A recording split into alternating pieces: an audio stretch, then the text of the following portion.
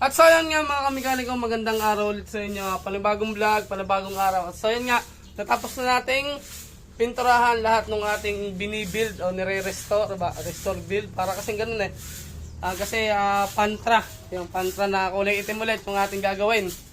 So yan natapos na nga natin pinturahan lahat at ngayong araw naman mga kamikaniko ay magbubuo na tayo. So yan pinakita ko na nga sa inyo noon yung mga natapos at ngayon nga ay pakikita ko sa inyo yung mga pyesa. Yan, yung mga pyesa na binili ko sa Shopee. Yan. Sa Shopee lang naman natin binili mga mekaniko. So yan wala na patumpik-tumpik pa, pakikita ko sa inyo.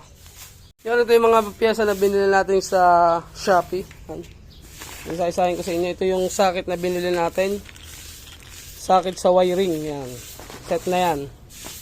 Ito ay yung headlight. Hindi ko nabubuksan, headlight lang yan. Isa-isahin natin. Siyempre, yung T19 na magandang klase ito, super bright. Yan. Yan, yung fuel cock na magandang klase din to mga kamikaniko. Fuel cock, pakita ko sa inyo. Na talagang para siyang stock. Ito yung ginagamit ko sa mga stock nating ginubuo. Yan, ito. Yan o.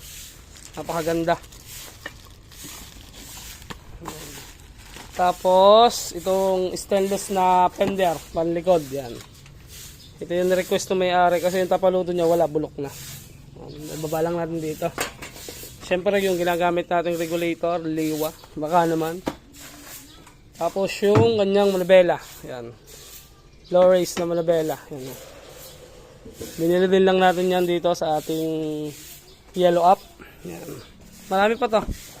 Dito na tayo sa malaki. Sa shock. Mama, video mo ako dito. Ang bigat nito. Ang brand nga ay Daya Racing. Pero magandang klase na to mga kamekaniko. Pang XRM yung pinili ko para set na. Ayan, pang XRM. Ito yung itsura niya, pang XRM siya. Ayan. Diba? Ang ganda oh. XRM 110 para hindi na tayo mag bracket doon sa kanyang fender. Kaso magko-convert tayo dito kasi iba yung nabili natin ano. Pero kaya naman. Ang ganda. Mga pyesa na ano. Ito nga pala ipuputulan pa natin sa ilalim. Low-lowered pa rin natin yun. Tapos ito yung disc nya. Disc. Ang hose nya ay ano to? Ganda. Ito na sa inyo yung isang mabilisan. Tadyakan.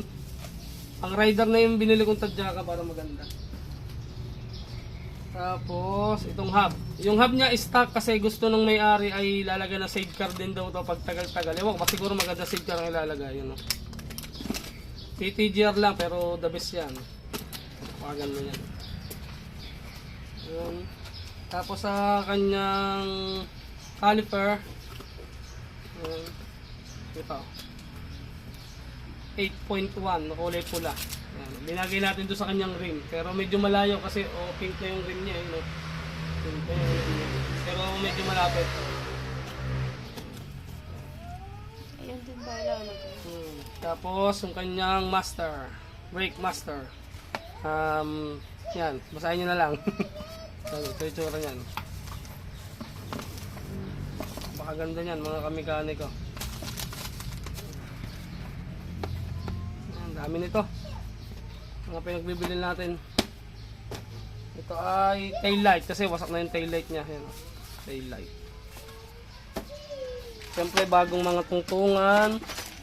Lahat ng axle bago. Tapos bumili din ako ng mga susian na set na siya. Kasama na yung dito sa tangke, sa lock. Ayan. Handle grip. Ayan. Pagpipiliin pa natin po kung anong mas babagay sa kanya, kung ano mas maganda. Siyempre, hose. Tapos itong hub in mile. Ayan o. Kaya natin yan dyan. Tapos ito yung switch na binili natin pang Honda Click. Maiba naman kasi yung iba, yung isa, napakapangit ng switch nya. Ayan o. Ito, papalitan lang natin to ng wire o duktungan natin ng medyo mahaba. Naintindihan. Ayan o. Kasi ito yung kanyang knuckle bearing. So, yun lang naman lahat mga kamekaniko. Tapos, yun nga, ito nga yung kanyang makina. Bubuin pa rin natin to. Yan. Ibablog lang natin kung ano lang yung matatapos ngayon natin ngayong araw. Ito yung rim nya. Ito na rin daw yung ilalagay natin. Tapos ito yung mga parts na luma niya. Yan, ito yung lumang parts. May makukuha pa naman tayo dito. Yung shock nga pala ito ay bibili pa rin tayo. Yan, parating na rin yun. Palitan na natin ng shock para maganda. Yan. Okay pa naman to kung re-repaint kasi mas hindi ba bagay sa concept eh. Pero kung all stock, pwede na yan. Ayan, ito na yung mga parts niya. Yung upuan, hindi na tayo bumili kasi may cover naman yan. Darating na rin yung cover. Yung mga chassis, yan. Chassis. Yan yung chassis niya. Napakita ko na sa inyo lahat mga kamikaniko. Update ko kayo mamayang hapon pagka may natapos na tayo, may nakabit tayo. Yun naman isang mabilisan lang mga kamikaniko. Update na lang tayo mga kamikaniko. Pero comment kayo kung gusto niyo ng konting tutorial tungkol sa mga ikakabit natin pyesa. Sana update mga kamikaniko. So ayan mga kamikaniko, update din sa ating binubuo nga na X4 na Pantra. At nga, lang na ikabit ka mga kamikaniko ngayong araw. Papakita ko sa inyo kung gaano kahirap talaga magbuo. Isa-isa na ikabit natin eh. Pakita ko sa inyo, kakaunti. Ayan, ayun lang na ikabit natin mga kamikaniko. Yung kanyang manobela. Tapos itong kanyang holder ng kanyang ilaw. O ng kanyang ilaw. Tapos ang kanyang fender. Tapos yan, naputulan naman natin ng shock. Naputulan natin to. Kasi nga umigse. Medyo ang putol natin ay medyo mahaba kasi nga ay sabi ng may-ari baka dumaisipan lagyan ng sidecar pero siguro magandang sidecar ang ilalagay dito. Tapos yan, ikabit nga natin yung tapalo doon, yung itsura, may mga spacer. Tapos ito yan, binila natin ng stainless yan mga kamekanika. Yan, convert yan, convert. Tapos lang, ikabit natin. Yan, ito lang. At bukas naman siguro pag dumating yung gulong, ikabit naman natin yung mga shock. Yan. Ito lang ikabit natin ngayong araw mga kamekanika. Kakaitsura na. Itsura na agad. Paano mga kamekanika, di bukas na lang ulit at puputulin ko na ulit ang ating video. Di bukas, samahan nyo ko ulit at tayo ay magbubuo. Kung ano man may kabit natin bukas ulit. Yan. Gusto ko nga lang kayong i-update din sa ating binubuo nga na X4 ulit na Pantra. So yan, hanggang din na lang mga kamekanika ang ating vlog mga kamekanika.